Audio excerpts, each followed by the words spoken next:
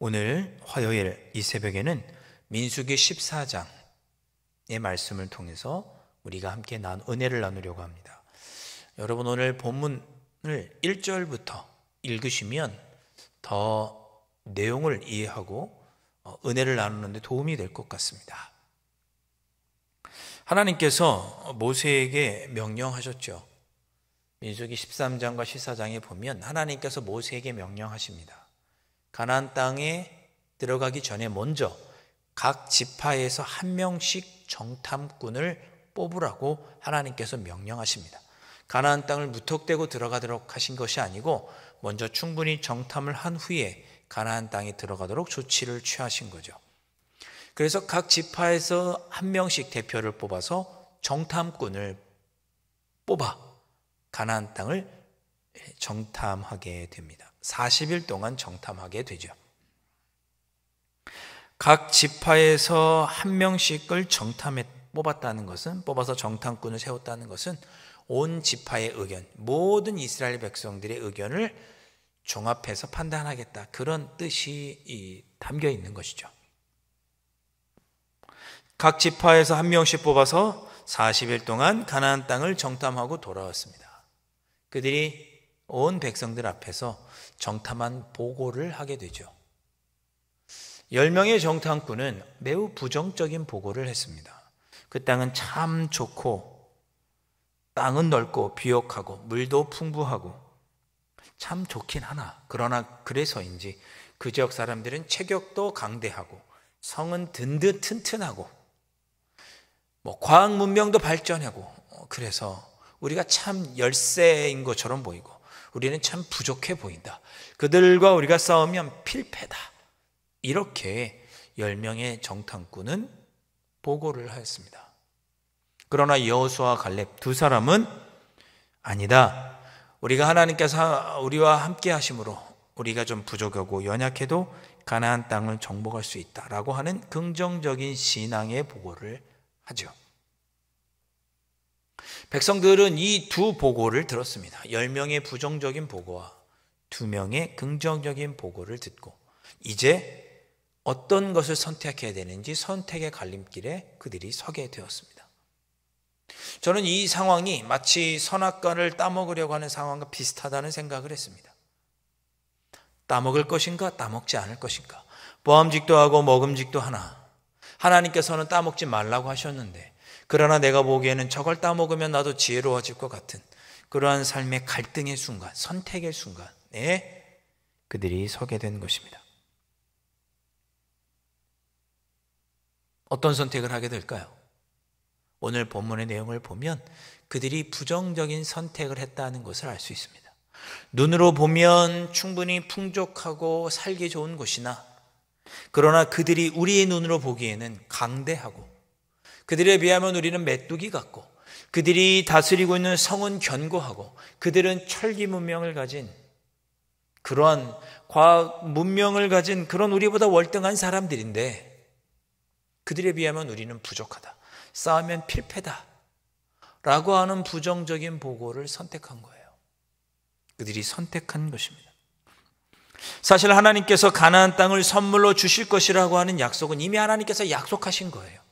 이미 약속하셨으니 그 땅을 선물로 가지는 것은, 그 약속은 의심할 수 없는 명백한 사실입니다. 근데 그 약속을 신뢰하느냐 신뢰하지 않느냐의 문제였던 거죠.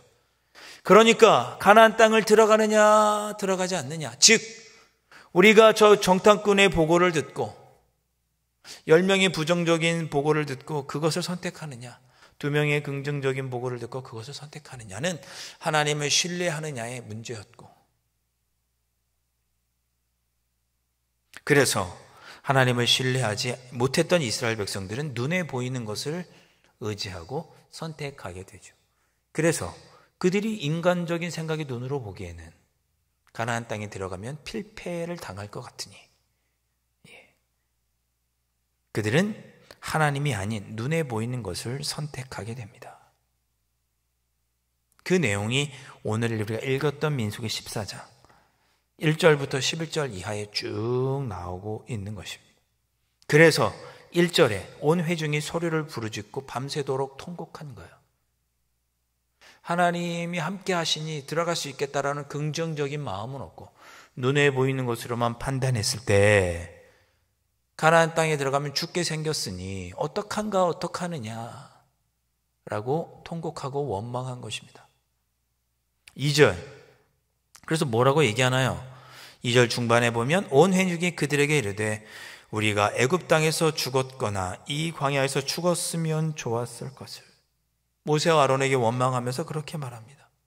차라리 애굽 땅에서 그냥 종살이 하다가 죽었더라면, 이 광야에서 그냥 차라리 죽는 게 좋지 않았겠느냐?